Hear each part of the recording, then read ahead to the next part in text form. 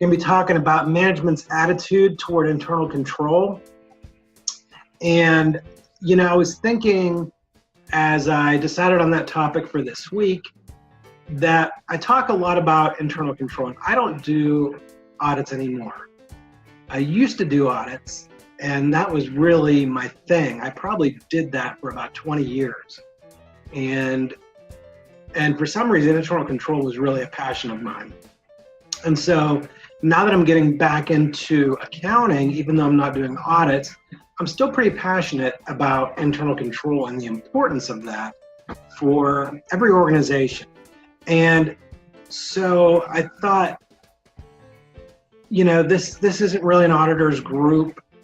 Maybe I shouldn't be doing all these internal control chats and things like that. But the more I thought about it, I feel like as accountants and as bookkeepers,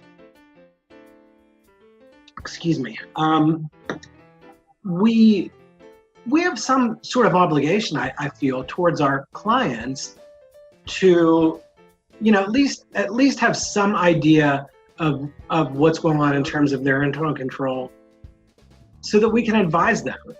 Because it's really not the auditor's job to advise them about internal control. It's the auditor's job to test. So I don't know if anybody agrees with me or disagrees. You can throw that in the chat, in the comments. But I think it's important, so I'm going to keep talking about it until somebody tells me to shut up. So anyway, so today we're talking about management's attitude. Just going to be referring to my notes a little bit off and on. What does that mean, management's attitude toward internal control? So in some senses, it means exactly what it says is what's their attitude. So internal control is about protecting the assets, meeting objectives in terms of the financial statement preparation, to deter fraud. Hi, Stacy. Thanks for joining. To deter theft. All those different things are really important. But if management doesn't feel they're important, then that could be a big problem. So a typical scenario could be one where it's a little bit of a larger organization maybe, and the owners, the auditors, whoever are trying to implement some internal control procedures. And let's say the controller is really busy. He's wearing about 5 hats, and he just doesn't feel that all these internal control things are really all that important.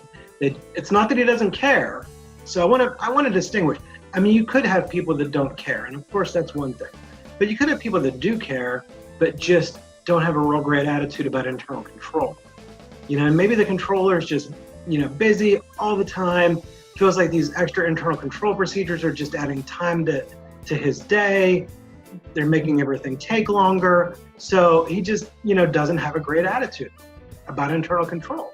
So if that's the case, it's going to be kind of difficult then to have the staff have a good attitude about internal control.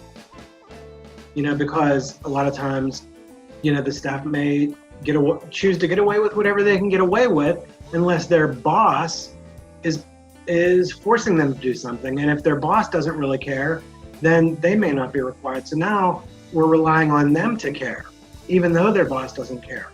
So as you can see, this whole attitude about internal control can really, spiral throughout the entire organization.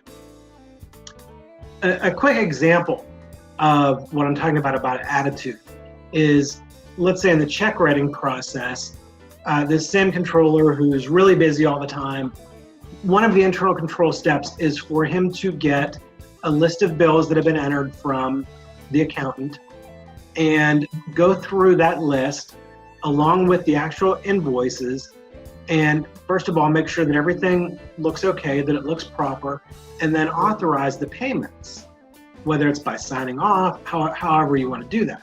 So if the controller feels like he's too busy to review this list and look at all the invoices, he may just glance at it and put his signature at the bottom and give it back to the accountant because he just doesn't want to be, bothered. It's just not something that he feels is a worthwhile use of his time.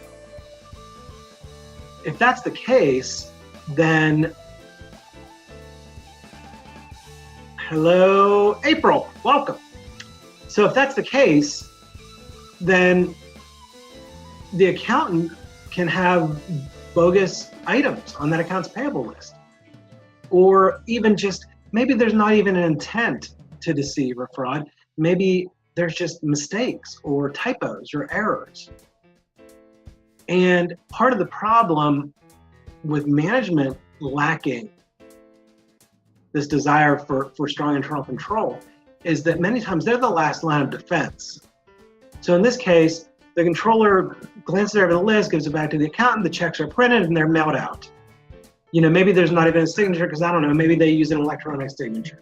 Or if there is a signature, maybe it goes back to the controller and he's just going to sign them anyway.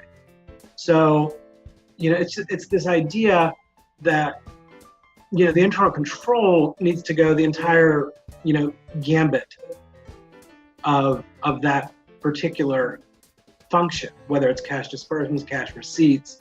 You know, everybody needs to be on board, and you know, it needs to be a solid plan, solid processes in place, and then the implementation by all members involved is also very important. So I just want to glance down here. I have a couple other points about management. I guess really I covered everything. I wasn't sure if I did or not. So, but yeah, so, you know, everybody needs to have a good attitude about internal control in order for it to be an effective system, but especially management may have more of an ability to override those controls than the other levels of staff. So it's really important. And I just think, you know, I'm going to go ahead and wrap this up here in a minute. I just think it's important for us as accountants, as bookkeepers, to keep our eyes out for these things. And, you know, we're not in there to audit. That's not our job. But certainly when something smacks us in the face, if our awareness is a little bit heightened, then, you know, we may be able to really provide value for our clients in this area.